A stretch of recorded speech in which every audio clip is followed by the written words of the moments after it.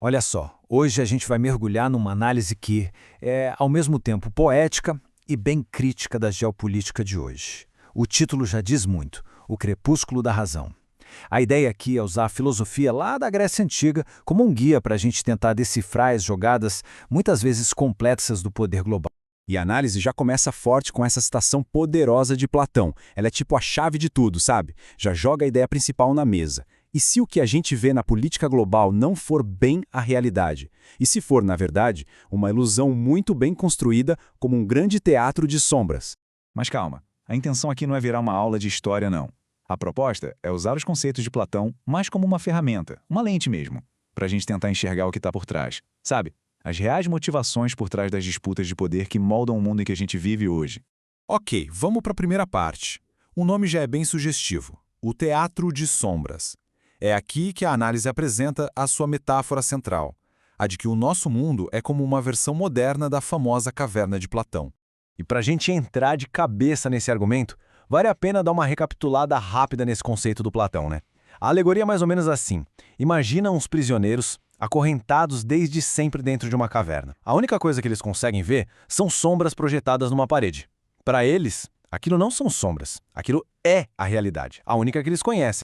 Beleza, e é aqui que a coisa fica interessante de verdade. Olha só como a análise pega essa alegoria e aplica no nosso mundo. O texto diz o seguinte: aquelas narrativas que a gente ouve o tempo todo, as sombras na parede, tipo a luta pela liberdade, ou o combate às drogas, elas seriam, na verdade, distrações. Distrações para a gente não ver o que realmente move a política, a tal fonte do fogo. E o que seria essa fonte? Coisas bem concretas, como o controle do petróleo ou a briga para manter a hegemonia do dólar. Seguindo em frente, a gente entra na segunda parte, a alma enferma do império. O nome é forte, né?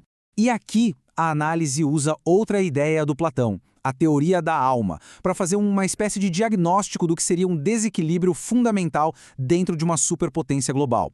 Então, a base desse argumento é a tal da alma tripartite de Platão. Para ele, a nossa alma tem três partes. Tem a racional, que é a da sabedoria, tem a irascível, que é a da raiva, da ambição, e tem a concupiscente, que é a dos desejos, dos apetites. E segundo Platão, a justiça, o equilíbrio, só acontece quando a parte racional, a cabeça, está no comando das outras duas. Pronto, chegamos no ponto central dessa parte. A análise defende que, nesse tal império, esse equilíbrio se perdeu. A parte racional foi, digamos, derrubada. E o resultado disso? Uma política externa que não é mais guiada pela sabedoria, mas sim pelos instintos mais básicos de poder e de desejo. E essa imagem aqui deixa isso bem claro.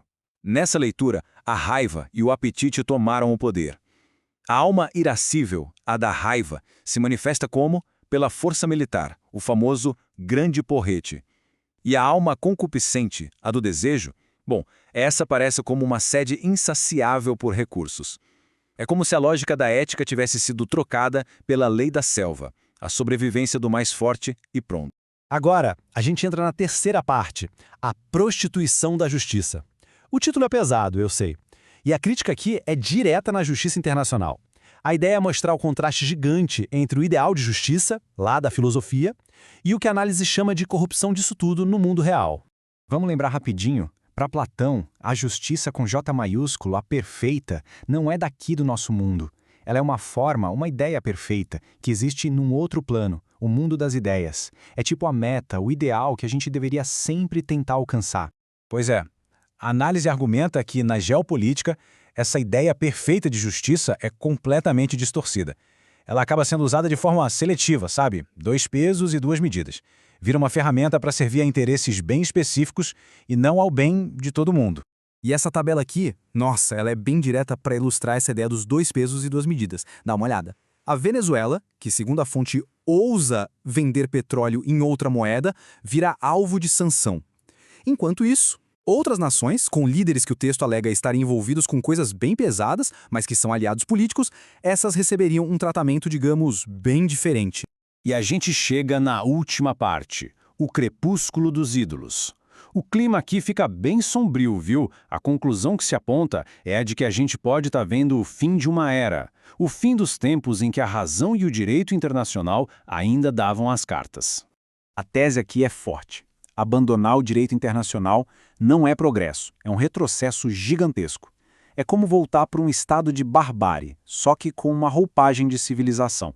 Um mundo onde a força bruta vale mais do que a lei. A única regra que importa é a do mais forte.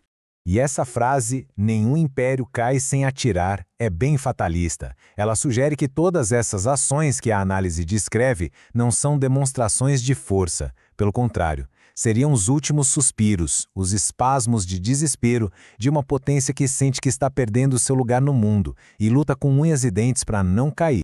Então, para amarrar tudo, o ponto crucial é esse. O tal império não estaria agindo com base num plano racional, mas sim movido por um medo visceral do próprio fim. A imagem final não é de um rei filósofo sábio, como Platão idealizava.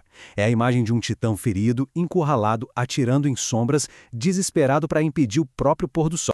E no fim, a análise não dá uma resposta, ela deixa uma pergunta no ar, para a gente pensar. Se a razão está mesmo no seu crepúsculo, se essa luz está se apagando no cenário mundial, o que vai iluminar o caminho daqui para frente?